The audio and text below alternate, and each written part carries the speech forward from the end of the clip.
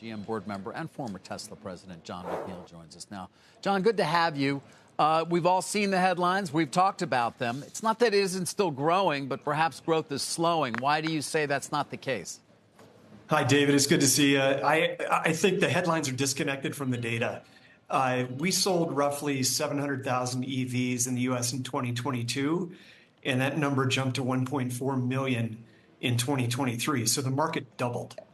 And Citi just released a study last week that said that 59% of consumers who are considering a car purchase are considering an EV. So I think the demand is clearly there, and it shows in the sales numbers. Yeah. So you don't buy this idea that, the first adapters have already been addressed, that those who look at it now have range anxiety, concern about whether the charging network's up to speed. Used car prices for EVs have declined a lot. Perhaps that aftermarket also worrying people. You're not a buyer of that? I think there are two things that are true in 2024 that weren't true in 2023. And the first is charging, as you just mentioned.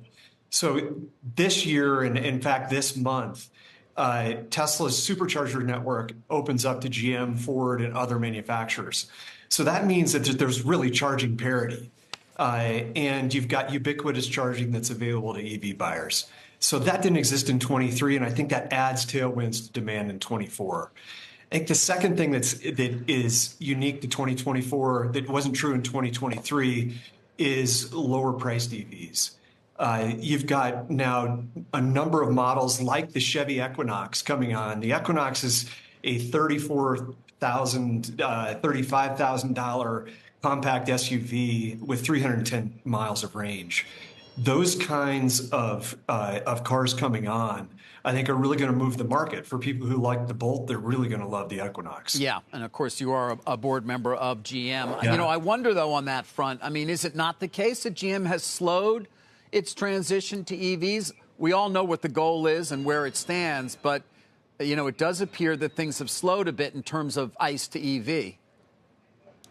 I think all manufacturers, and GM included, and GM's talked about this, are transitioning through a production challenge, which is battery packs, battery modules, and battery cells. And as they work their way through those challenges, you'll see the production volumes go up. And that's really what's affected volume in 23. And those constraints should be relaxed in 24, and we should see a lot more production volume out of the domestic manufacturers. Jon, we just got some numbers of EV sales growth in the United States, at least, from Cox. Last Q2, up 15. Q3 goes to 5. Q4 goes to 1. What do you think gets that back into double digits, if anything? I think what gets that back into double digits is more models at a lower price, for sure. There's a sorting, Carl, that's going to happen in Q1 with the $7,500 federal tax credit.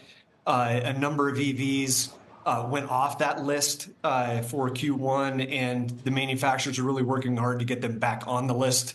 And I think that's those two things combined. Lower prices are going to drive more consumer demand for sure.